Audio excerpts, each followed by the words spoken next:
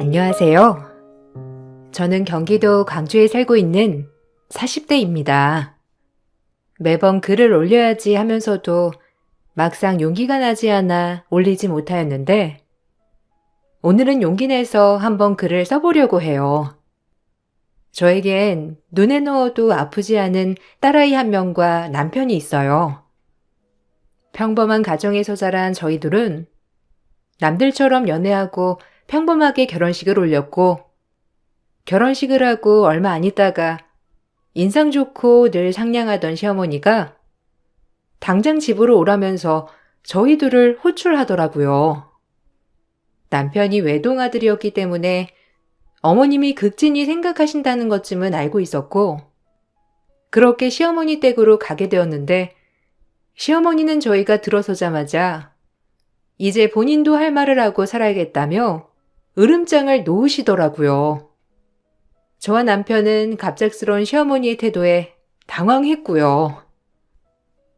내가 너네를 부른 것은 말이야. 이젠 네가 결혼을 했잖니. 그러니까 너희가 날 봉양해야겠다 이 말이야. 내가 우리 아들 키우느라 기본 5억은 들었을 거 아니야. 어린 시절 밥 해줘, 학원 보내줘, 공부시켜줘, 대학 보내줘. 지금까지 해준 것만으로도 너넨 평생 나한테 감사해야 할 거야. 그러니까 지금부터 너네한테 생활비 좀 올려받아야겠어서 부른 거야. 지금 드리는 걸로도 부족하세요?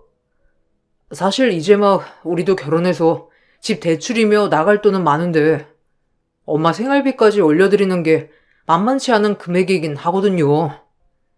우리가 가진 거에 비해서 말이에요. 엄마의 희생은 내가 다 알지만. 그래도 그렇지. 내가 널 키운 거에 비하면 그 정도 돈을 못 해주겠다는 거야? 남의 아들들은 이렇게 말 안 해도 알아서 준다는데 꼭 너희는 내가 이렇게 불러다가 앉혀서 얘기를 해야 하니? 이런 말 하는 것도 어디 쉬운 줄 알아? 조목조목 따지는 시어머니의 말을 들어보면 뭐 본인이 요구할 건 정당하게 요구하는 느낌이었지만 사실 저희들의 벌이로 시어머니가 원하는 생활비를 맞춰드리는 게 어려웠어요. 지금도 거의 130만 원씩 드리고 있었는데 어머님은 200만 원을 요구하더라고요. 그때 당시 제 월급 230만 원이었는데 결혼한 지도 얼마 되지 않아 참 이런 부분이 난감했어요. 남편도 난감해했고 둘이 맞벌이를 하는 이유도 살림살이가 빠듯했기 때문에 그랬던 건데 시어머니는 아는지 모르는지 무조건적으로 생활비와 철철이 용돈에 선물을 요구하였죠. 평범한 직장인이었기에 이런 시어머니의 말이 부담스럽더라고요. 새아기, 네가 말해봐라. 내가 너무 무리한 걸 요구한 거야? 아니 늙은이 혼자 살면서 밥 해먹고 쇼핑하고 친구들 좀 만나다 보면 200이 우습지, 안 그러니? 그런데 내가 이걸 아들한테 요구하는 게 네가 봐도 너무하다고 생각하냐? 아, 너무하다기보단 아무래도 저희 벌이 때문에 그렇죠, 어머님. 저희도 많이 벌면 진짜 많이 해드리고 싶어요. 내가 너희한테 효도할 기회를 주는 건데도 이렇게 거절한다, 이거지? 그럼 나도 가만 못 있지. 너희가 살고 있는 그 전셋집 빼라. 그거 내가 보태준 돈 아니니? 나도 힘들게 해준 집이야. 너희도 힘들어서 나 봉양 못한다면 전셋집 빼. 엄마, 너무하세요. 그거 엄마가 보태주고도 모자라서 대출까지 받은 건데 그걸 달라고 하시니. 아, 뭐 해주신 건 감사하지만 이런 요구로 해주신 거라면 저도 좀 난감하네요. 엄마가 절 위해 희생한 거 내가 모르는 것도 아니지만. 어머님은 결혼할 때 해주신 전셋집을 빼라고 하시더라고요. 남편과 전 순간 할 말이 없어졌고 결국 어머님 뜻대로 월 200을 맞춰드리기로 했어요. 살림살이가 많이 빠듯했고 누굴 위해 일하는 건가 라는 생각이 들었지만 그래 아들 하나 저렇게 번듯하게 키워서 어머님도 누리고 살고 싶으시겠지라고 애써 생각했습니다. 남편도 이때까지는 어머님의 요구가 무리하다고 생각하기보단 본인을 이렇게 키워주셨으니 응당 우리가 이 정도 해드리는 건 당연하다고 생각했고요. 그리고 저한테 굉장히 미안해하는 남편을 보면서 그냥 마음만으로 이렇게 나를 생각해주니 되었다는 마음을 가지게 되었어요. 미안해. 너한테까지 짐을 지게 하네, 내가. 저가댁도 신경 써야 하는데 너무 우리 엄마만 신경 쓰는 것 같아. 미안해. 우리 부모님은 뭐 아직 은퇴도 안 하셨고 두 분이 돈 벌고 계시는데 뭐 그냥 기념일이나 때 돼서 잘 챙겨드리자. 당신이 그런 마음 잊지 않고 있으면 돼. 나중에 엄마 아빠 은퇴하면 우리가 지금 어머님한테 하는 것처럼 잘해드리면 되지 뭐. 당연하지. 너희 부모님들은 내 부모님이나 마찬가지인데 내가 잘해야지. 어쨌든 우리 엄마도 막상 내가 장가가고 그러니까 허전해서 그러시는 걸 거야. 혼자 집에 계시니까 자꾸 나가게 되고 그러면 돈도 쓰게 되니까 이해해줘서 고마워. 그래도 남편은 저희 부모님까지 챙겼고 비록 말뿐이었지만 저런 마음을 잊지 않고 있다면 언젠가 저희 부모님한테도 참 잘할 거라 생각하고 믿어 의심치 않았죠. 하지만 시어머니는 생활비 200만 원만으론 끝나지 않았는데 매번 주말마다 외식을 하자고 하셨고 곧 그 외식 비용은 저희가 모두 부담해야 했습니다. 그리고 같이 다니는 친구분들이 어떤 분들인지 모르겠지만 쇼핑도 거의 매일 하셨고 나중에 어머님 생신이 겹쳐 있을 땐 생활비 200에 더불어 생신 선물까지 말씀하셨죠. 이번 주말 뭐하니? 나 샥스핀 먹고 싶은데 너네 집으로 건너와서 좀 같이 먹으러 가자. 내가 평일에 우리 친구들이랑 먹으러 갔는데 아주 맛있더라. 그게 자꾸 아른아른거리지 뭐야. 주말에 너희 다 쉬지? 샥스핀 먹으러 갈 준비하고 와.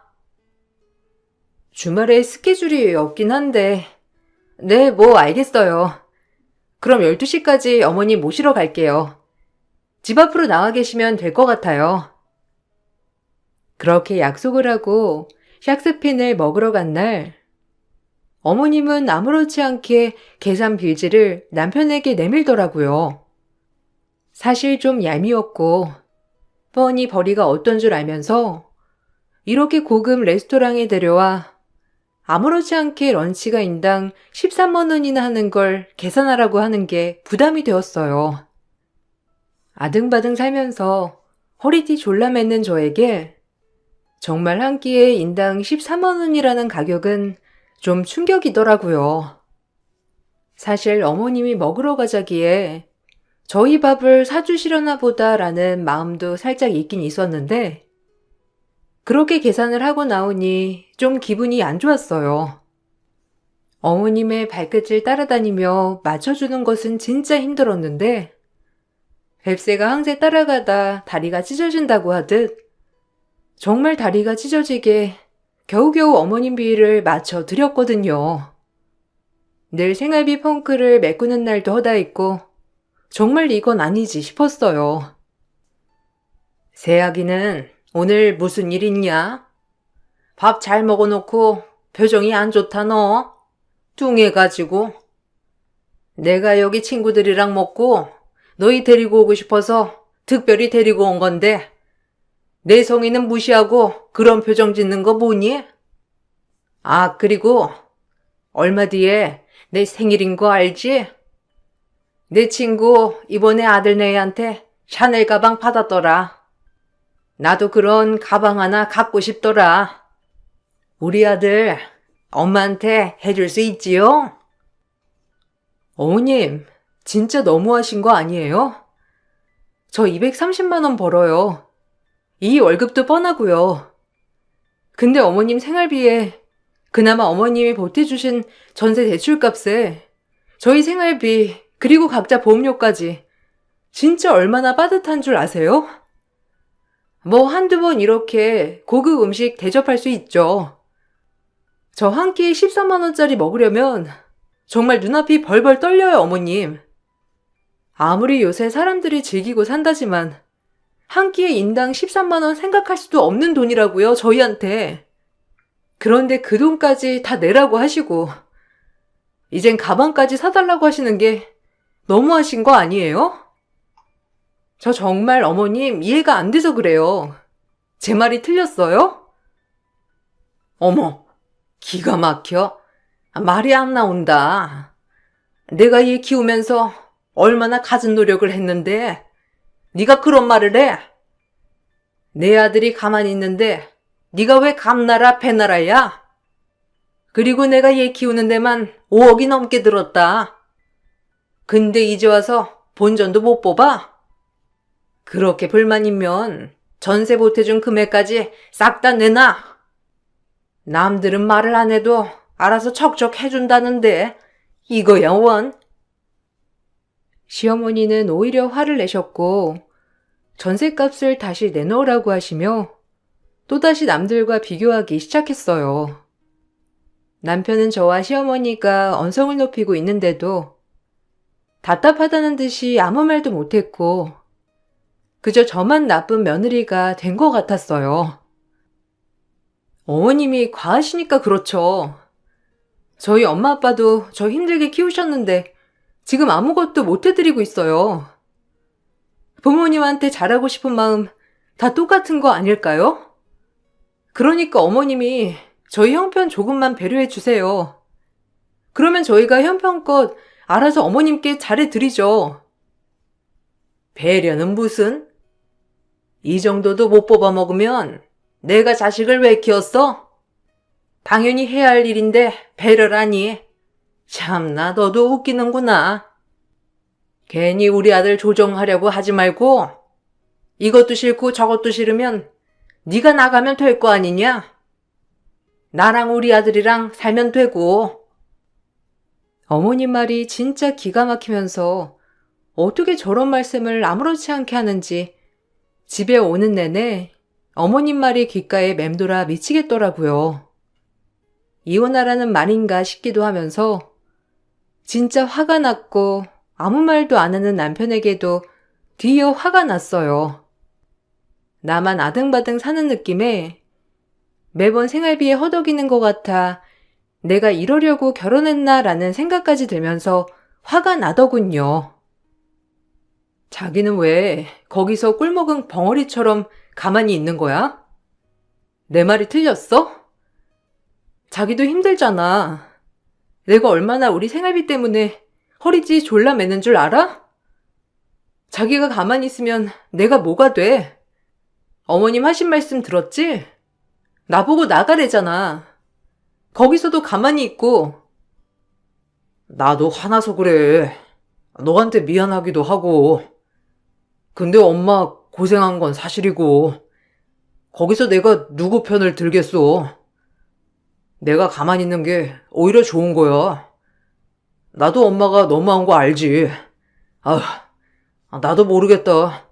점점 더 왜 그러시는지.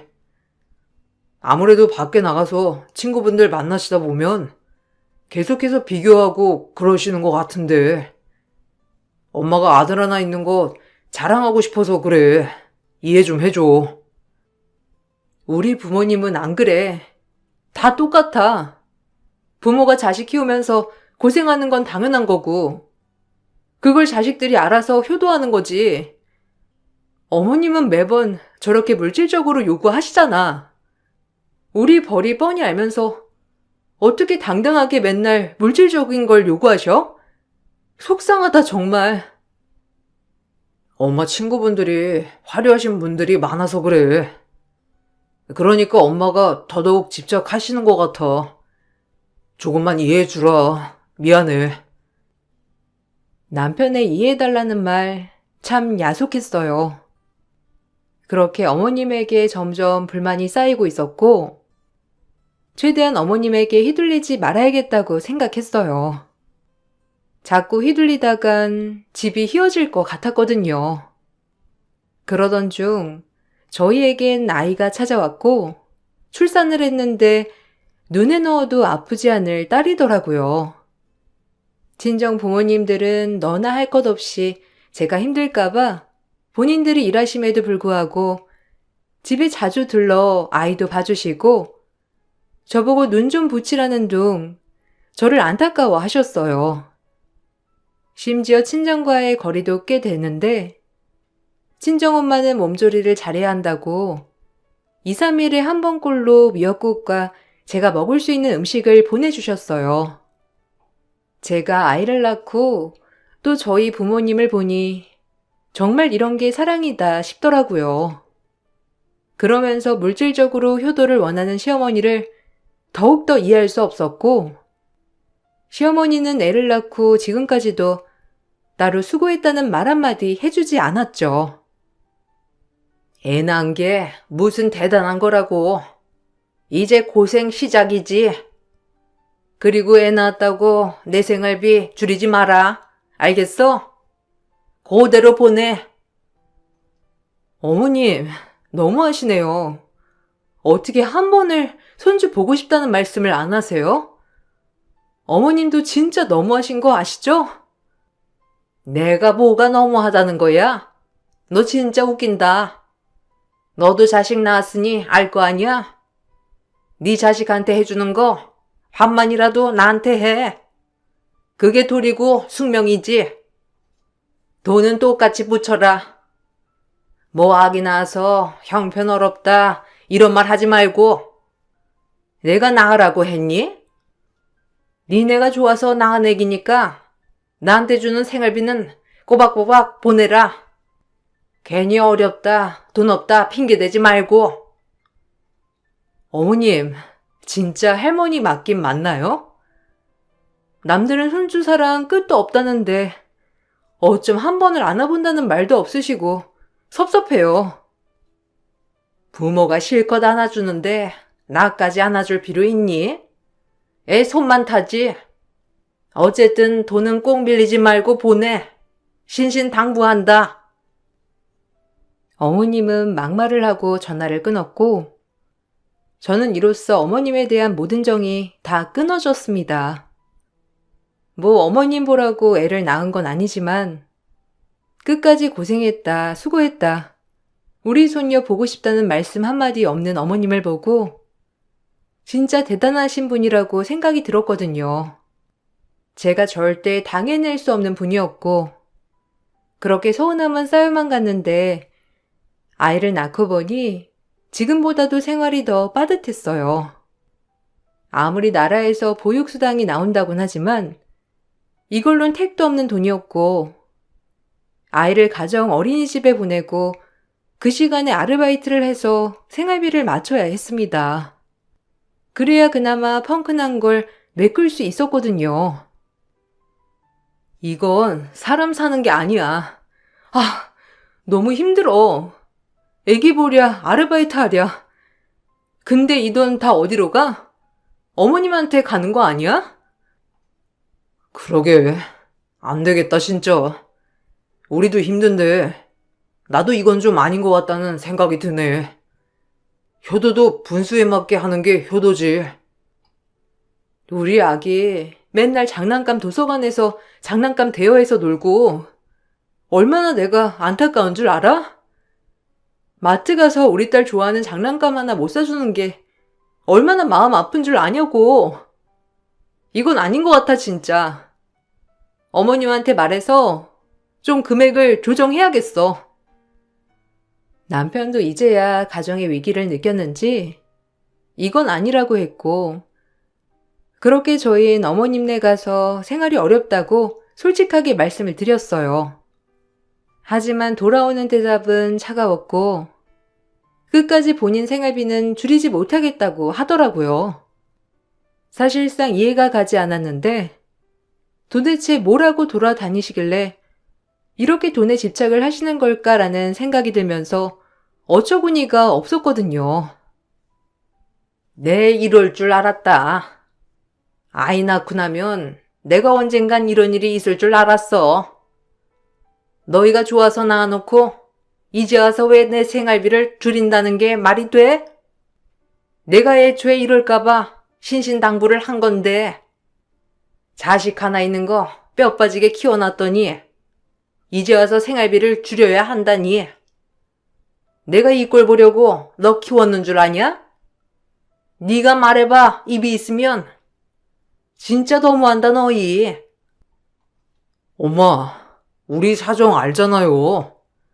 엄마도 나 키울 때 어려워 봤었고. 그냥 우리 사정 좀 봐주면 안 될까? 생활비 좀만 줄일게요. 엄마를 소홀히 여기는 게 아니라 진짜 형편 때문에 그래. 그러니까 엄마가 너그럽게 이해 좀 해주세요.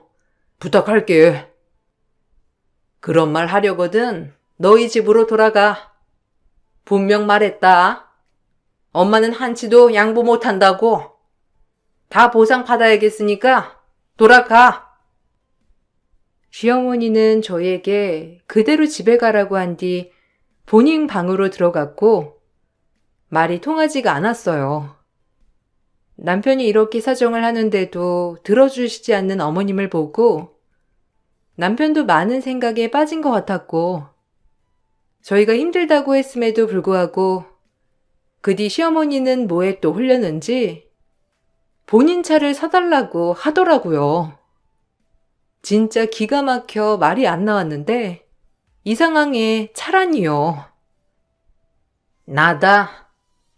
내가 받은 차량이 있는데 이 나이에 이제 제네시스 신형 정도는 끌어줘야 하지 않겠니? 매번 똥차 타고 다니고 친구들 사이에서 내가 꼴이 말이 아니에요. 맨날 친구들이 집에 데려다 주는 것도 미안하고 어차피 이거 할부로 하면 괜찮잖아. 나도 아들한테 차 한 대 받아보자. 지금 타는 내 차 팔면서 계약금하고 한 60개월 할부하면 어떨까 하는데. 어머님, 감당하실 수 있으면 바꾸세요. 저흰 차 못 바꿔드려요. 지금 생활비도 없는 판에 어머님 차 바꿔드리게 생겼어요? 뭐라고? 내 돈으로? 내가 돈이 어딨냐? 너네한테 타서 쓰는 건데. 아주 말 웃기게 하네, 이것들이. 그래서 못 바꿔준다고? 네, 절대 못 바꿔드려요. 저희 아이 봐주시는 친정엄마한테도 용돈 한 번 제대로 못 드렸는데 저희가 왜 어머님한테 생활비까지 들여가면서 차를 바꿔드려야 하죠? 그렇게는 못하겠네요.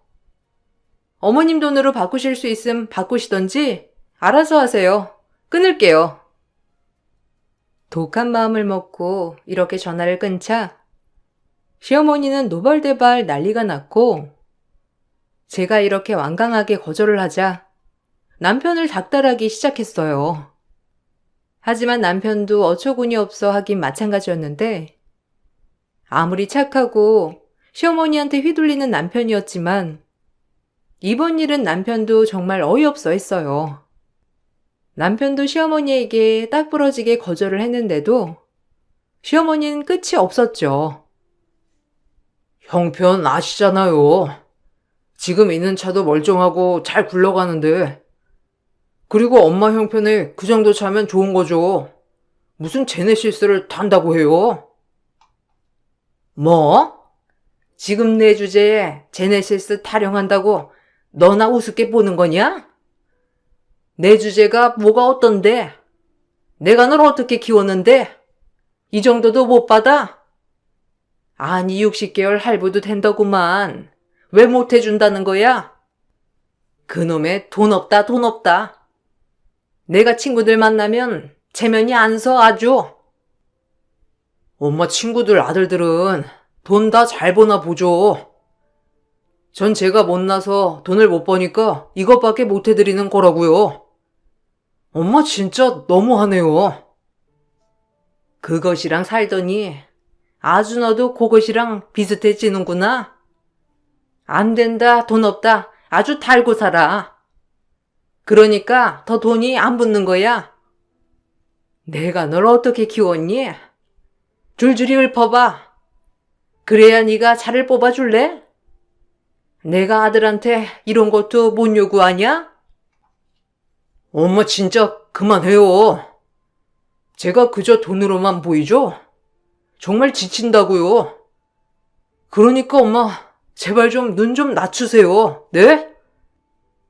어이가 없다 정말. 내가 고생한 거 네가 지금 나한테 돈 대주는 거에 비할 것 같아? 네가 감히 나를 훈계해? 남편이 아무리 거절을 해도 시어머니의 제네시스 타령은 멈출 줄 몰랐고 밤낮으로 전화하며 괴롭혔어요. 아주 끈질기게 괴롭히는데 진절머리가 나더라고요. 어떻게 저렇게 본인이 가지고 싶은 걸 상황 따지지 않고 무작정 가지려고만 하는지 어린아이 같은 느낌도 들었습니다. 하도 전화로 시달리게 되니 귀에서 피가 날 지경이었고 그래서 결국 전 남편과의 긴 상의 끝에 특단의 조치를 내렸습니다. 한 달 정도가 지나도 제네시스 타령을 하는 시어머니에게 남편은 덥석 차를 뽑아 주었어요. 아유, 이러니까 너무 좋다. 진작 사줬으면 얼마나 좋으니? 괜히 너네랑 얼굴만 붉혔지, 안 그래? 나한테 어울리지 않니? 나처럼 고급진 사람한테는 이런 차가 어울려. 내 친구들 불러 드라이브나 해야겠다. 어쨌든 고맙다, 우리 아들. 이렇게 엄마 말 들으니까 얼마나 좋아? 너넨 내 말을 들어야 떡이 나온다니까. 부모한테 잘하는 자식이 최고야. 다 필요 없어. 너 키우면서 내가 얼마나 고생을 많이 했는데 이 정도는 받을 정도는 충분히 되잖아. 그렇지 않니? 고맙다 아무튼. 시어머니는 차를 받는 날 아주 입이 찢어지더라고요. 저는 진짜 마음속으로 부글부글 끓었지만 애써 참았고 남편 또한 어머님을 보고 단 한 번도 웃지 않았어요. 그리고 저흰 서서히 어머님과 연락을 단절해 나가기 시작했는데 사실 저희는 어머님에게 마지막으로 노래 부르던 제네시스를 뽑아드리고 완전 손절을 하려고 마음을 먹었죠. 남편도 자신을 돈주머니로 보던 본인의 엄마가 지긋지긋하다고 했고 남편에게 더욱더 놀라운 이야기를 듣게 되었습니다. 사실 시어머니는 남편을 키워준 생모가 아니라고 했어요. 어린 시절 부모님을 교통사고로 여의고 시아버님의 누나, 즉 고모님이 남편을 거둬주신 거죠. 그러면서 그 고모님에게 남편은 그래도 키워준 은혜에 대한 보답으로 여태껏 그렇게 해왔던 거였다는데 이 말을 들으니 멍하더라고요. 어렸을 때부터 고모의 눈치를 보면서 자랐다고 했고 버림받지 않기 위해 더 노력했다고 했어요. 왜 진작 말하지 않았냐고 하니 엄마라고 부르는 순간부터 본인에게 고모가 아닌 엄마였기 때문에 굳이 말을 하지 않았다고 했어요. 하지만 주변 부모님을 보니 본인의 어머니와 많이 비교되는 모습을 보며 굉장히 힘이 빠지고 속상했다고 했죠. 나를 걷어준 고모지만 진짜 너무하지? 그래도 진짜 엄마처럼 믿고 의지했는데 이렇게 철저하게 모든 걸 받아내려고 할지 진짜 몰랐어. 내가 그동안 너무 끌려다녔던 것 같아. 미안하다. 진작 너한테 얘기하고 상의를 했어야 했는데 정말 미안해. 왜 이런 얘기를 지금 했어?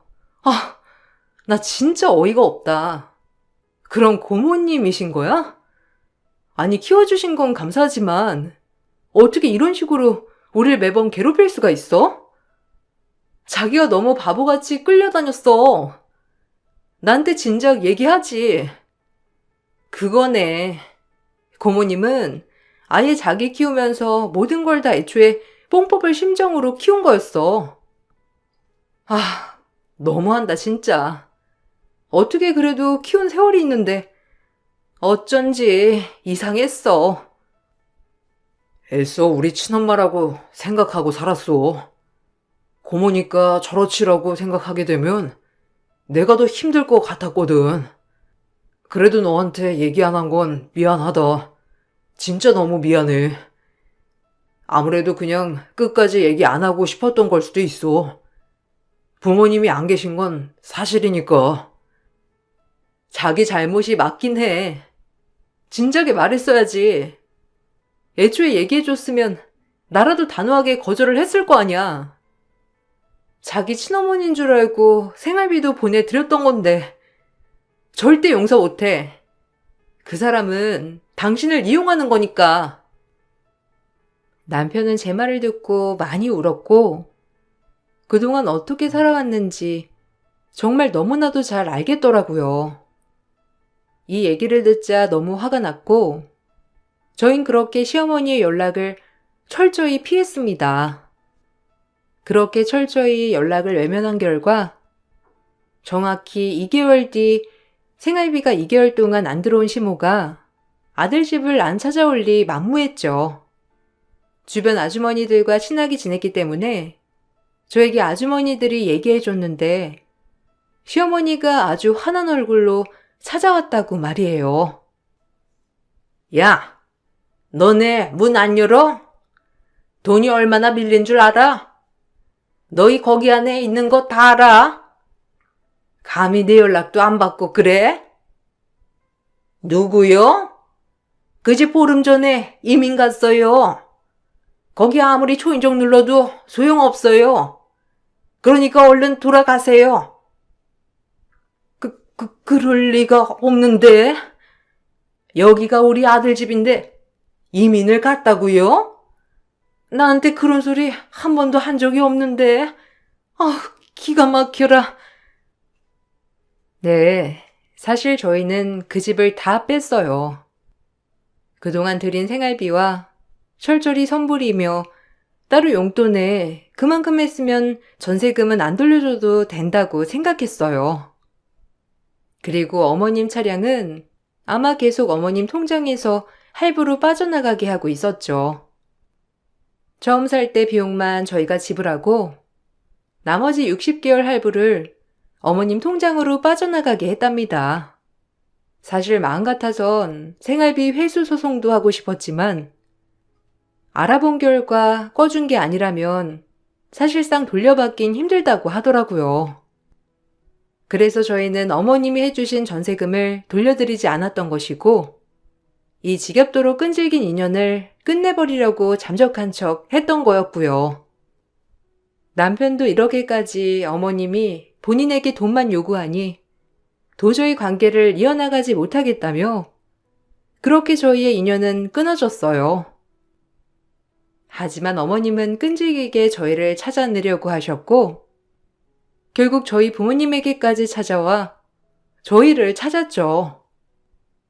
저희 부모님도 기센 시어머니를 당하지 못한 건 사실이었는데 저희 집 주소를 알려주지 않자 들어놓으며 나가지 않겠다고 했거든요. 사돈 양반들 너무하신 거 아닙니까? 어떻게 애들을 빼돌려요? 참나. 내가 자식한테 이런 취급 받아야겠어요? 당장 애들 사는 곳 어딘지 안 되면 나 이 집에서 못 나갑니다. 알겠어요? 이것들이 감히 나랑 인연을 끊으려고 해? 어떻게 그래요? 아유, 사돈. 오죽하면 그 착한 애들이 그랬겠어요. 저도 말 못해드려요. 그러니까 일단 돌아가 계시면 제가 전해드릴게요. 뭐야? 당신이 빼돌렸지? 우리 착한 아들 구슬려서 당신이 우리 아들 빼돌린 거 아니야? 그게 아니고서야 우리 아들이 나한테 이럴 리가 없잖아. 네 가지를 어떻게 키웠는데? 얼른 집 주소 대. 이미는 무슨? 내가 지낼 못 찾아낼 줄 알고?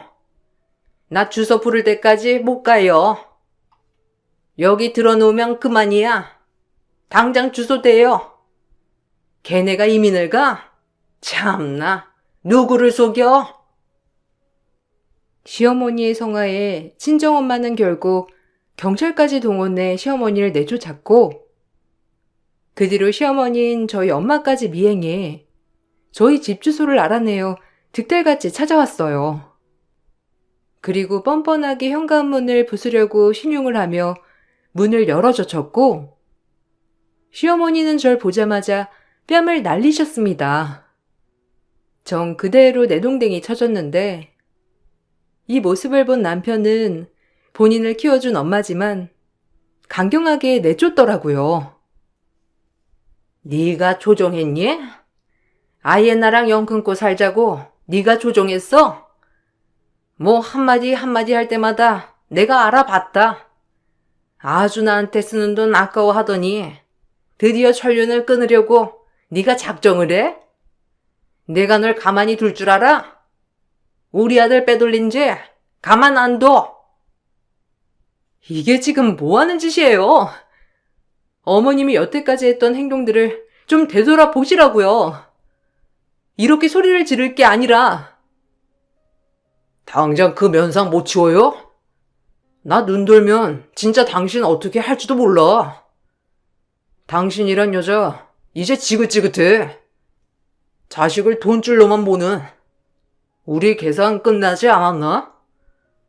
그동안 내가 준 생활비며 고가의 선물들 철저히 용돈에 다 그 전세금으로 퉁치자고. 나한테 해준 거 없잖아, 당신도. 나도 이 전세금 못 줘. 전세금 안 내나? 이게 어디서 내 돈을 꿀꺽 하려고 해? 그리고 차값은 왜 내 통장에서 빠져나가는 거야? 생색내는 거 지겨워. 꼴랑 전세 1억 해주고 매일같이 그 돈으로 돈 타령하는 거 이제 지긋지긋하다고. 이제 당신 비 못 맞춰주니까 다시 나타나지 마요. 당신이 자초한 일이니까 다신 이 집에 얼씬도 마. 그래, 우리 부모님 대신에 나 키워준 건 고마워요. 근데 나도 그동안 많이 하지 않았나? 이제 볼 일 없었으면 하니 그 면상 치우라고.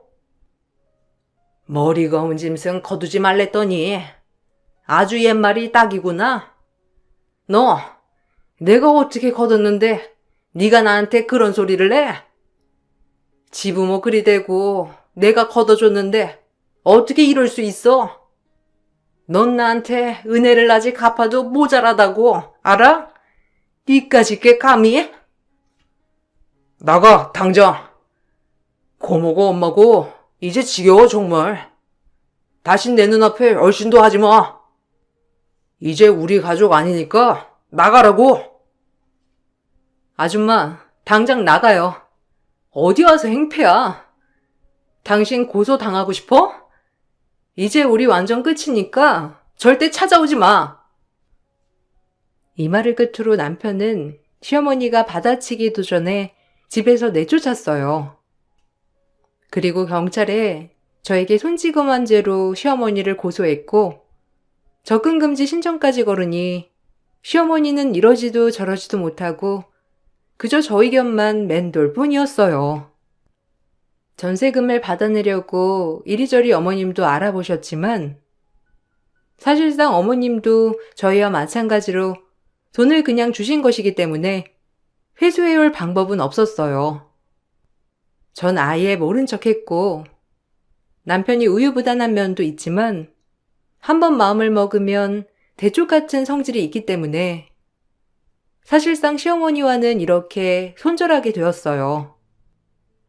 시어머니는 결국 그렇게 혼자가 되었고, 동네 아주머니들에게 듣기로는 본인이 차값을 감당 못해 차를 팔고 아르바이트를 하고 있다고 했어요. 그리고 아주머니들을 만날 때마다 푸념을 한다곤 하는데, 그 동네 아주머니들은 어머님의 성질과 그동안 저희에게 했던 모든 것들을 다 알고 있기 때문에 오히려 저에게 얘기를 전해주며 아주 잘 됐다고 얘기를 해주곤 했어요. 저 역시도 손녀 한 번 안아주지 않고 돈밖에 모르던 시어머니가 용서되지 않지만 이 부분에 있어선 이해가 가네요. 본인의 친손녀가 아니니까요. 오히려 시어머니에게 들어가던 막대한 생활비가 들어가지 않으니 지금은 새 식구 그렇게 욕심부리지 않으면 남들처럼 살 수 있는 정도까진 되었는데 이제 행복하다고 생각이 듭니다. 결혼할 때부터 지금까지 매번 돈 타령한 시어머니에게 당하고만 살다가 이제야 숨이 트이는 것만 같고 오히려 부부 사이는 더 좋아졌어요. 이제 재미나게 아이와 함께하는 생활에 더 기대가 되며 마음이 완전히 홀가분하진 않지만 이젠 저희 세 식구만 생각하고 살기로 했답니다. 제 글 읽어주셔서 너무 감사드려요.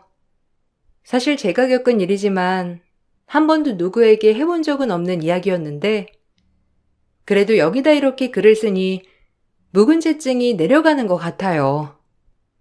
제 글을 끝까지 들어주셔서 감사드리고 행복한 하루 보내세요. 안녕하세요. 저는 오늘 저희 엄마가 장사를 하시면서 즐겨 들으시는 사연 라디오에 글을 좀 적어볼까 합니다. 아무리 생각을 해봐도 이건 좀 아닌 것 같아서 여러분들의 의견도 들어보고 싶어 신청하게 되었습니다. 일단 저희 집안을 먼저 소개해드리자면 엄마는 시장에서 호떡 장사를 하고 계세요. 오랜 기간 한 곳에서 자리를 지키며 호떡만 팔아오셔서 저희 6남매를 키우셨습니다. 아빠가 세상을 일찍 떠나시면서 집안의 가장 역할을 하게 되신 엄마는 그동안 정말 많은 고생을 하셨어요. 6남매 모두 집안 사정을 어렸을 적부터 너무 잘 알고 커왔기 때문에 열심히 공부하면서 고생하시는 엄마에게 실망을 안겨드리고 싶지 않아 최선을 다하면서 살아왔던 것 같아요.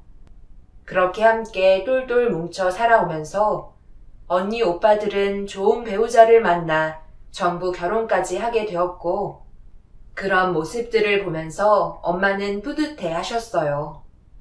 그리고 제일 마지막으로 저 또한 사랑하는 사람을 만나서 결혼을 준비하고 있던 중이었죠. 그리고 저에게 상상하지도 못한 충격적인 일들이 다가오고 있었네요.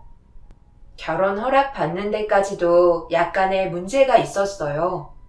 그 이유는 제가 집안의 막내이면서 위로 언니 오빠들이 5이나 있었기 때문에 시부모님께서 걱정하시는 부분들이 많으셨어요. 하지만 저희 가족은 예비 신랑을 인사시켰을 당시 모두 좋게 바라봐 주셨고 별일 없었지만 유독 시부모님께서 저를 반대하셨습니다. 아무래도 어떠한 행사나 모임이 있을 경우 예비 신랑이 고생을 많이 할 것 같다고 걱정을 하고 계셨어요. 하지만 저희 가족은 언제나 그래왔듯 서로 도와가며 해결해 갔었기 때문에 예비 신랑과 결혼한다고 해서 혼자서 모든 걸 감당할 그럴 이유는 없었어요. 하지만 시부모님께서는 저희 집안의 막내라는 이유 하나 때문에 고민을 하셨고 그 기간이 꽤 오래 걸리긴 했지만 결혼 허락을 받을 수 있었습니다. 그래도 저희 집안을 마음에 들어하는 건 아니셨어요.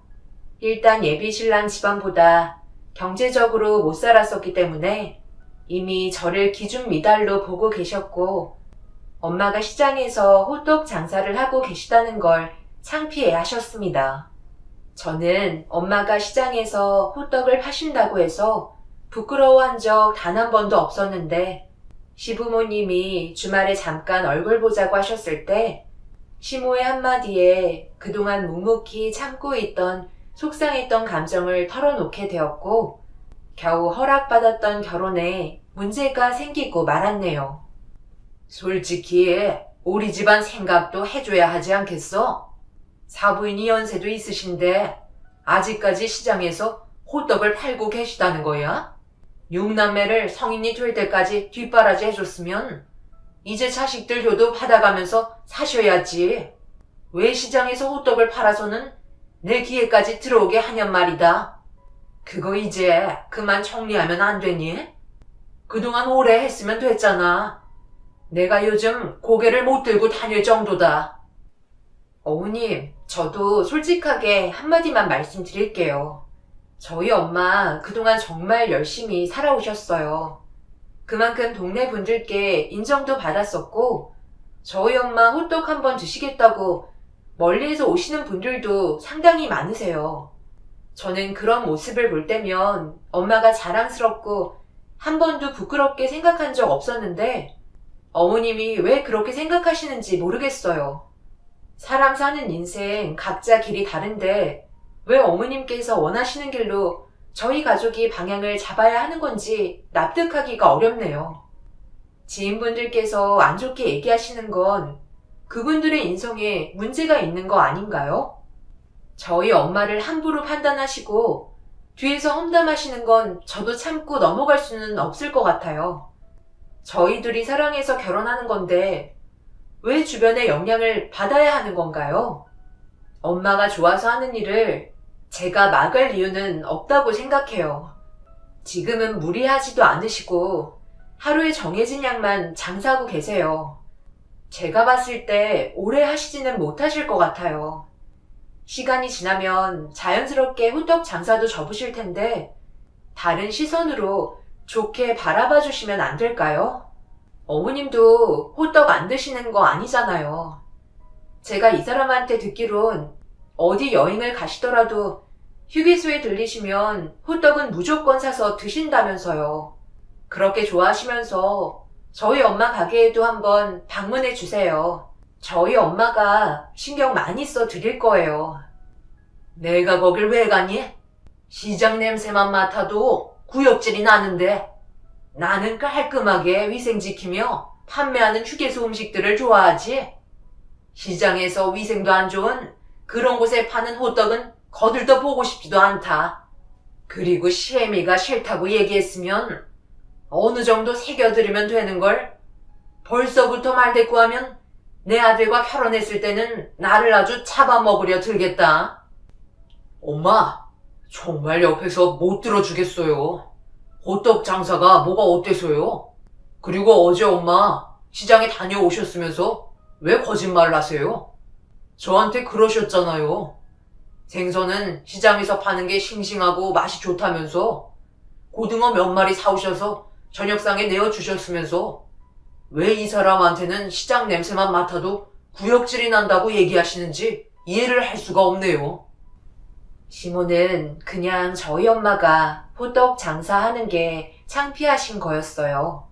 결혼을 하게 되면 사돈지간으로 지내실 텐데 분명 시모의 지인분들께서 저희 엄마는 뭐 하시는지 물어보실 게 뻔하겠죠. 그럼 궁금해서 시장을 방문할 테고 호떡 장사하는 모습을 보면서 시모 몰래 뒤에서 듣기 싫은 말들이 나올까봐 그동안 쌓아오신 이미지를 생각하시는 것 같았습니다. 그때 저도 결혼에 대해 고민을 정말 많이 했던 것 같아요. 솔직히 시모의 인성이 좋은 편도 아니었고 저희 엄마를 창피해한다는 것 자체가 너무 싫었습니다. 그래서 식사 자리의 분위기가 좋지 않게 끝이 났고 예비 신랑이 미안하다고 시모를 대신해 몇 번이나 사과를 했지만 이미 상처를 받은 제 마음이 쉽게 풀리지는 않았네요. 그래서 결혼에 대해 제가 더 고민을 하게 되었고 가족이 함께 모이게 된 날 제일 큰 오빠가 결혼 준비는 잘 돼가냐고 물어보는 말에 쉽게 대답을 하지 못했었습니다. 결국 고민하고 있던 부분들을 털어놓게 되었네요. 뭐라고? 그런 생각을 가지고 계신 분이면 이 결혼은 다시 생각해 볼 필요가 있을 것 같은데 그런 상처되는 말을 아직 결혼도 하지 않은 너한테 아무렇지 않게 말을 했다는 자체가 오빠는 이해할 수가 없는데 나만 그렇게 생각하는 거 아니지? 세영아, 언니 오빠들이 결혼했을 때 엄마가 시장에서 호떡 누르기 하나로 우리 육남매 공부시키고 키워주셨다고 했을 때 창피하신 분들이 단 한 분이라도 계셨었니? 유일하게 세영이 네가 결혼하겠다는 집안의 그분만 남들 시선을 중요하게 생각한다며 꺼려 하시는데 그 결혼을 꼭 진행해야 되는 게 맞을까? 우리 집안을 욕보이게 하는 그분의 며느리로 들어가는 건 언니도 문제가 있다고 생각하는데? 결혼은 인생에 단 한 번뿐이잖아. 아무리 네가 사랑하는 사람과 함께하고 싶어도 주변 배경도 잘 봐야 하는 거야. 모든 게 맞아 떨어졌을 때 결혼을 진행하는 게 맞는다고 생각해. 그렇지 않으면 결국 불행만 찾아올걸? 언니 오빠들은 모두 다 같은 생각이었고 엄마는 옆에서 아무 말도 하지 않으시고 묵묵히 듣고만 계셨습니다.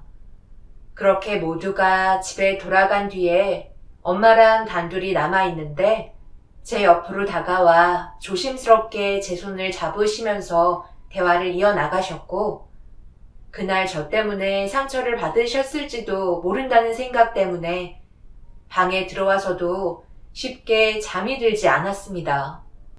엄마는 시장에서 호떡 장사하는 것 때문에 저한테 피해가 가는 걸 원하지 않으셨어요. 그래서 장사를 접으려고 생각 중이라며 오로지 제 생각만 해 주셨네요. 사람이 무언가를 열심히 할 때는 모르지만 일을 그만두었을 때 오는 공허함이 병까지 올 수 있게 만들 수 있다는 말을 예전에 엄마가 호떡 장사를 하시면서 어떤 손님이 얘기하신 적이 있으셨어요. 그래서 엄마가 쉬지 않고 움직이시는 거라며 멈추시는 순간 그동안 고생하신 만큼 아픈 것도 많이 생길 거라고 걱정하셨던 단골 손님의 말을 들었던 적이 있었네요. 예전에는 저희 육남매를 먹여 살리기 위한 수단으로 호떡 장사를 해 오셨다면 지금은 용돈벌이 겸 그동안 함께 세월을 보내셨던 손님분들과 대화하면서 장사를 즐기시기 때문에 항상 웃고 계셨어요. 그런데 저 때문에 장사를 접으신다면 손님의 말대로 엄마에게 웃음이 사라지실 것 같고 몸에서 여러 가지 문제점들이 나오기 시작할까봐 걱정되는 마음에 자연스럽게 엄마가 손을 놓게 될 그날을 기다리는 게 좋을 것 같다고 답해 드렸어요. 언니 오빠들도 그래서 엄마가 호떡 장사를 하시는 걸 말리지 않았던 것 같아요. 저는 그날 확고하게 마음을 잡은 뒤 예비신랑과 따로 만나게 되었어요. 그리고 결혼에 대해 다시 생각해보는 게 좋을 것 같다고 이야기를 풀어나가기 시작했죠. 한참 동안 아무 말 없이 듣고 있던 그 사람은 한숨을 쉬면서 불안한 표정을 보이더니 갑자기 핸드폰을 들고 누군가에게 전화를 걸었어요.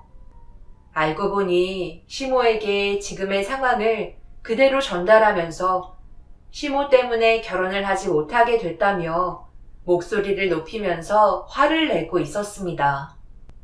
침착하게 대화로 풀어나가면서 상황을 마무리하려 했는데 갑자기 예비 신랑의 돌발 행동은 저를 당황스럽게 만들었어요.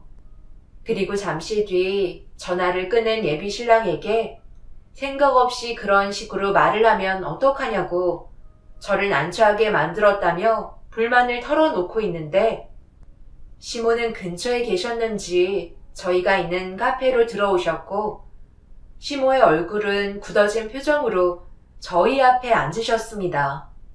그리곤 거친 목소리로 입을 여셨네요. 상견례까지 전부 다 끝낸 마당에 상황을 이런 식으로 안 좋게 몰아가야 되겠어? 내가 지금 틀린 말 한 것도 아닌데 꼭 그렇게 말을 해야 돼? 결혼을 하지 않겠다고 혼자서 결정하고 통보까지 하면 어쩌자는 거야?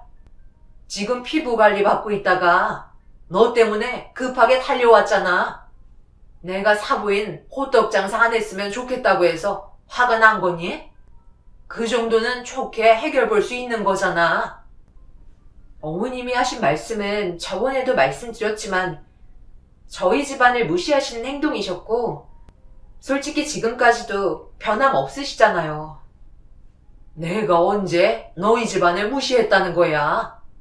내 말 뜻은 그게 아니라 주변에서 느껴지는 시선이 부담된다는 거지.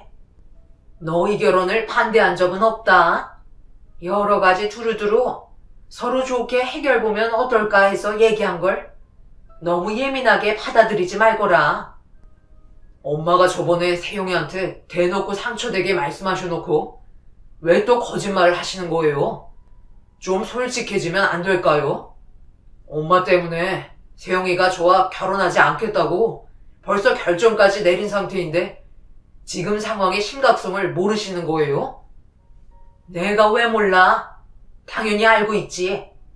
그러니까 피부 관리 받다가 여기까지 달려온 거 아니니?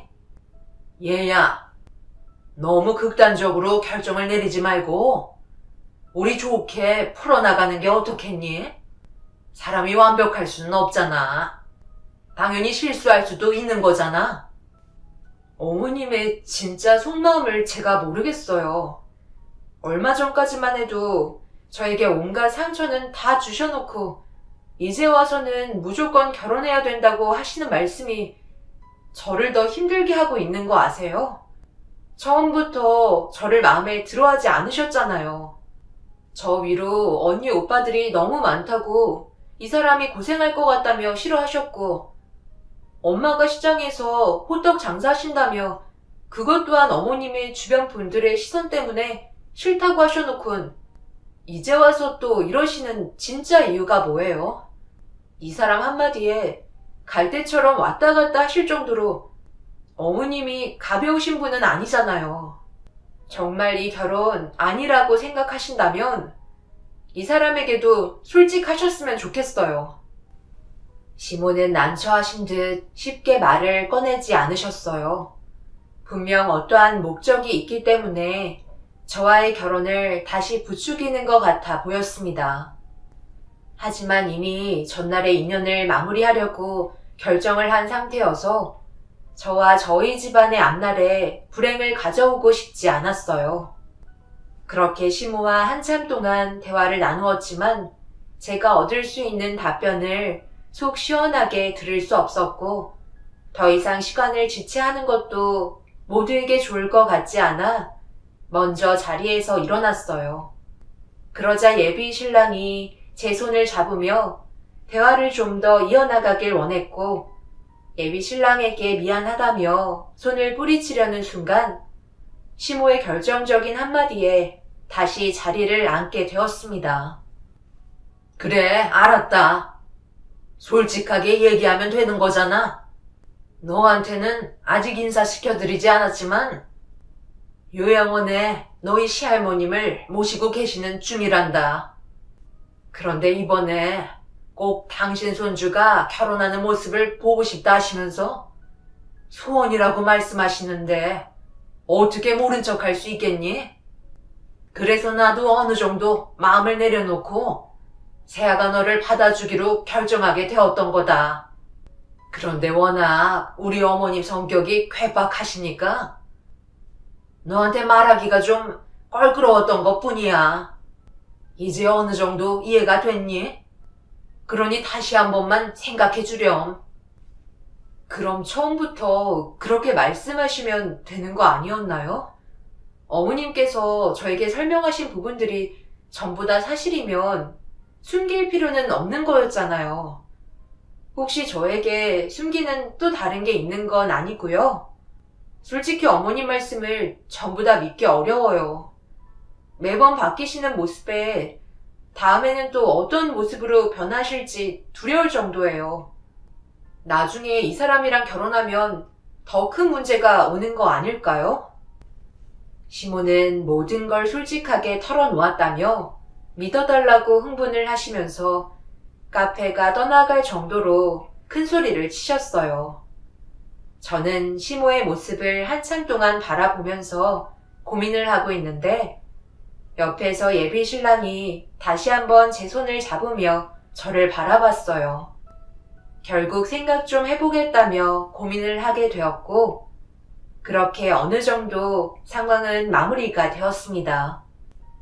아직까지 시간은 충분했기 때문에 좀 더 진지하게 고민을 하기로 결정하게 되었지만 불안한 마음은 떨쳐낼 수가 없었어요. 저 또한 예비 신랑을 사랑해서 결혼을 결정하게 된 거였기 때문에 모든 걸 신중하게 선택하고 싶었습니다. 그런데 예상하지 못한 장소에서 충격적인 말을 듣게 되었고 손이 부들부들 떨릴 정도로 화가 치밀어 올라 버렸네요. 저녁에 회사에서 회식을 하고 있었는데 반대편 테이블에서 상당히 시끄러운 대화 소리가 제 귀에 들려왔어요. 회사 장소의 분위기는 조용하게 대화하는 그런 장소였는데 룸 형태로 되어 있는 식당이었기 때문에 반대편 테이블 사람들의 목소리만 들을 수 있었습니다. 저희 회사 사람들과 대화할 수 없을 정도로 너무 심각하게 목소리가 커지고 있는 개념 없는 분들 때문에 기분이 좋지 않아 차장님께서 자리에서 벌떡 일어나 반대편 테이블 사람들한테 조용히 좀 해달라고 부탁 좀 드려야 할 것 같다며 움직이시려는 찰나 저는 차장님의 팔을 잡고 말았습니다. 그리고 그 사람들의 대화 소리에 귀를 기울였고 저는 너무 큰 상처를 받아 눈물을 흘리고 말았네요. 내가 이 나이 먹고 며느리 눈치나 봐야 되는 거야? 솔직히 이 결혼 나는 처음부터 반대했었다고. 아들이 좋다고 하도 따라다녀서 어쩔 수 없이 받아주긴 했지만 너희들도 그 집안에 대해서 내가 대충 얘기해서 들었지?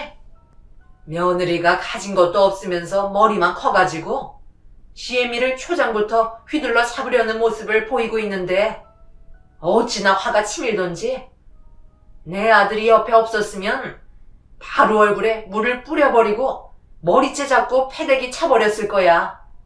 발로 차도 내가 차는 거지. 어딜 감히 내 아들을 걷어차려 해. 너희들은 좋겠다. 다들 좋은 집안에 며느리를 뒀잖아. 돈도 엄청 많은 집안들이라며. 이거 이번에 며느리한테 받은 명품 가방인데 신상이거든. 구하기 힘들 정도로 인기가 많은 제품인데 어떻게 구했는지 저번 주말에 나한테 선물로 주는데 너무 감동해서 눈물을 흘렸잖아. 그런데 너는 평생 이런 거 구경도 못하겠다. 호떡 팔아서 명품 가방 하나 사려면 도대체 몇 개를 팔아야 되는 거야. 그 집안은 전부 다 기름 쩔은 데 나갔어. 몇십 년간 호떡만 팔았다며? 그리고 요즘에도 그런 걸 먹는 사람들이 아직까지 있어. 너도 참 골치 썩겠다. 그래서 이제 어쩔 건데? 그러게 말이야. 그래서 내가 곰곰이 생각을 해봤는데 어머님 세상 떠나시면 그때 내 아들과 이혼시킬까 생각 중이야. 어머님께서 하도 소원이라고 얘기하시니까 어쩔 수 없이 눈 감으시기 전에 보여드려야 할 것 같아서 눈 딱 감고 허락하긴 했는데 그래도 내가 얻을 수 있는 게 있으니까 이런 결정을 내린 거지. 내일 어머님 뵙기로 했는데 정말 이런 상황 좀 알려드려야 할 것 같아. 너희 어머님 한성격 하시잖아. 입 함부로 놀렸다간 정말 큰일 나는 거 알지? 뒷감 당할 자신 없으면 그냥 조용히 있어. 시모는 함께 온 친구분들과 저희 집안을 안주거리 삼아 대화를 주고받고 계셨어요. 정말 너무 화가 치밀어 올랐고 제가 시모 앞에 다가가 옆 테이블에서 회식을 하고 있는 중이었는데 제발 조용히 좀 해달라며 전부 다 들었다고 한마디 하는 순간 시모는 제 얼굴을 보며 경악을 하며 놀라셨습니다. 저는 시모의 눈을 뚫어지게 쳐다보면서 결혼은 없었던 일로 하는 게 확실하게 맞는 것 같다며 통보한 뒤에 집으로 돌아왔네요. 마음 같아서는 그 자리에서 얼굴에 물이라도 뿌리고 싶었지만 저까지 똑같은 사람이 되고 싶지 않아 꾹 참고 식당에서 나왔습니다. 그날 집으로 돌아가는 동안 핸드폰에 전화는 비팔쳤고 시무와 예비 신랑이 번갈아 가며 쉬지 않고 전화를 걸었어요. 하지만 받고 싶지 않았습니다. 그냥 이대로 인연을 끝내는 게 좋을 것 같다고 판단했어요. 그리고 이 사실을 시모에게 전부 다 듣게 된 예비 신랑이 제가 만나주지 않자 엄마 호떡 가게까지 찾아와 시모 대신 용서를 빌고 있다며 엄마에게 전화가 왔고 급하게 호떡 가게로 출발했는데 하필 가는 날이 장날이라고 퇴근 시간이랑 겹쳐서 차가 너무 많이 막히고 있는 상황이었어요. 그래서 가는 동안 엄마한테 전화를 걸어봤지만 예비 신랑과 대화를 주고받고 계신지 제 전화를 받지 않으셨습니다. 그렇게 겨우 호떡 가게에 도착하자마자 제 눈에 들어온 건 상상하지도 못한 충격적인 장면이었네요. 어떤 노인이 엄마에게 고래고래 소리를 지르며 호떡 가게 안에서 난리를 치고 계셨고 예비 신랑과 시모가 말리고 있던 도중 노인은 우리 엄마의 머리채를 잡은 뒤 반죽통에 머리를 박아 버리셨어요. 머리에는 반죽들이 덕지덕지 붙은 상태로 난리가 나고 말았네요. 엄마는 할머니 성격 몰라서 쓸데없는 말을 전부 다 꺼냈어요. 이제 어쩔 거예요? 세영이 얼굴 2번 다시 볼 수 없게 됐잖아요. 나는 그냥 그동안 있었던 불만들을 답답한 마음에 풀어놓은 것밖에 없었는데 너희 할머니가 이런 식으로 나오실지 나도 정말 몰랐다. 그쪽 때문에 내 귀한 손주가 결혼을 못한다잖아. 이깟 호떡 팔아서 얼마나 벌겠다고? 내 손주의 앞날을 막으려 들어? 도대체 무슨 말을 하시는 건지 저는 전혀 모르는 일들이에요. 어르신, 제발 진정하시고 일단 제 딸이 올 때까지 좀 기다려주세요. 그쪽 때문에 내 손주 결혼 못하면 그땐 가만두지 않을 거야. 내가 눈 감기 전에 결혼식 한번 보는 게 소원이었다고. 지금 이게 뭐하는 짓들이에요? 왜 아무런 죄 없는 우리 엄마 가게 와서 행패 부리시는 거냐고요? 당장 경찰에 신고할 거예요. 아가씨가 내 손주랑 결혼하겠다던 손주 며느리야? 잠깐, 어디서 많이 본 얼굴 같은데? 혹시 우리 어디서 본 적이 있던가? 갑자기 태도를 바꾸신 시할머님의 행동에 이성을 잃어버린 저는 할머님의 얼굴을 자세히 보게 되었고 서로 눈이 마주치자마자 충격을 받고 말았습니다. 할머님은 말도 안 된다면서 저희 엄마 머리와 얼굴에 달라붙어 있는 호떡 반죽을 떨리는 손으로 떼어내고 계셨어요. 그리고 계속해서 불안한 모습을 보여주셨습니다. 저도 지금의 상황이 너무 당황스러워 아무 말도 하지 못한 채 할머님만 바라보고 있었어요. 그리고 잠시 뒤 할머님은 저에게 다가와 떨리는 두 손으로 제 양손을 잡으면서 눈물을 쏟아내었고 오열을 하며 용서를 빌기 시작하셨네요. 저는 그런 할머님의 모습을 보며 도대체 왜 저희 엄마한테 그러셨냐고 소리를 지르게 되었어요. 정말 미안해. 아가씨가 이 집안의 딸인지 정말 몰랐어. 나는 단지 우리 며느리가 나한테 찾아와서 호떡 가게 때문에 골치 아파 죽겠다며 한탄을 하길래 이런 문제가 하도 답답하고 손주 결혼까지 엎어졌다는 말에 화가 치밀어 올라 쫓아오게 태웠던 거야. 내 손자가 결혼식을 올리면 내가 지금 가지고 있는 재산을 전부 다 주겠다고 했었거든.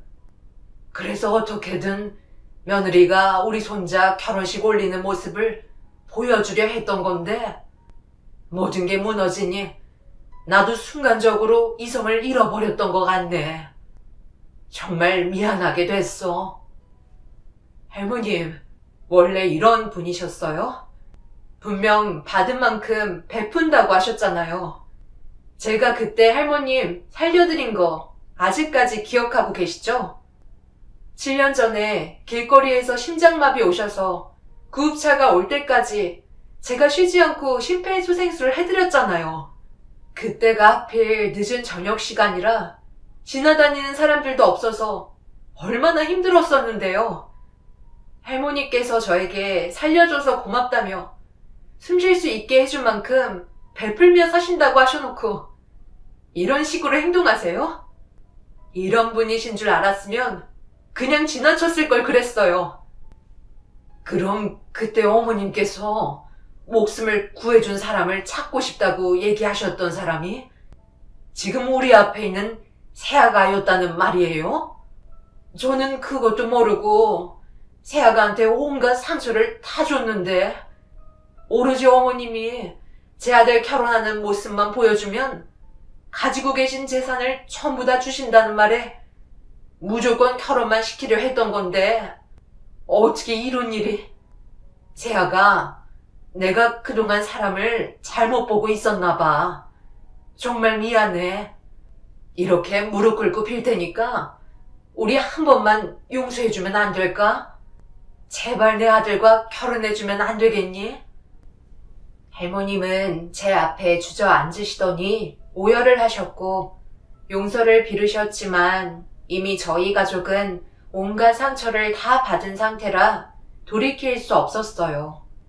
할머님은 옆에 계신 시모를 바라보시더니 그 자리에서 머리채를 잡곤 바닥에 전부 다 쏟아진 호떡 반죽을 얼굴에 묻힌 뒤 난리를 치셨습니다. 생명의 은인을 이렇게 대한 자신들의 잘못을 용서해 달라며 몇 번이나 애원하셨지만 더 이상의 인연을 만들지 않았습니다. 그리고 할머님은 가지고 계신 전 재산을 저에게 주겠다고 예비 신랑과 결혼해달라고 그날 이후 몇 번이나 찾아오셨어요. 할머님 때문에 시장이 너무 시끄러워지자 저희는 한동안 호떡 가게의 문을 닫았습니다. 그렇게 며칠이 지난 뒤에 다시 호떡 가게를 열게 되었는데 저희 가게 앞에 택배 상자 하나가 도착해 있었는지 엄마한테 다급한 목소리로 전화가 와서 퇴근하고 가게로 오라는 말에 퇴근한 뒤에 가게에 들어가니 엄마가 상자를 건네주셨고 그 안에는 충격적이게도 5만원짜리로 묶여져 있는 돈다발이 들어 있었습니다. 할머님께서 7년 전에 목숨을 살려준 보상의 대가라며 받아달라는 메모 한 장이 같이 포함이 되어 있었네요. 그리고 예비 신랑한테 전화가 왔어요. 돈 때문이라도 대화를 나눠야 할 것 같아 어쩔 수 없이 받았는데 할머님께서 뇌출혈로 쓰러지셨고 생명이 위태로우시다며 저에게 소식을 전해왔습니다. 뭐든지 시댁 식구들은 저희의 의견은 물어보지도 않고 멋대로 하신 행동들이 너무 답답했어요. 결국 할머님의 마지막 모습을 뵙고 상자에 있던 돈까지 되돌려 드렸지만 예비 시부께서 할머님이 마지막에 저희에게 주시는 거기 때문에 받아줘야 한다며 제 차에 다시 강제로 실으셨네요. 7년 전에 세상을 떠나실 뻔했던 걸 7년간 함께할 수 있었다며 감사함의 표시라고 말씀하셨지만 솔직히 느낌이 별로 좋지는 않네요. 예비 신랑과 파혼을 한 상태에서 이런 상황에 돈을 받는 게 맞는 건지 모르겠어요. 적은 돈이 아니라서 난감하기만 하네요. 지금 그대로 있는 현금 2억을 어떻게 해야 할지 몰라 여러분들과 의견을 나눠야 할 것 같아 이렇게 사연을 신청하게 되었습니다. 언니 오빠들은 저희 가족이 피해받은 금액이라고 생각하면 될 것 같다고 하지만 시모는 저에게 2억의 돈이 들어왔다는 걸 안 좋게 생각하고 계세요. 그래서 또 다른 문제가 생길까봐 그게 걱정이네요. 앞으로 어떤 식으로 해결하면 좋을지 판단 부탁드리겠습니다. 제 사연 들어주신 분들 오늘 하루도 좋은 날이 되시길 바라며 언제나 행복하시길 기원 드리겠습니다. 감사합니다.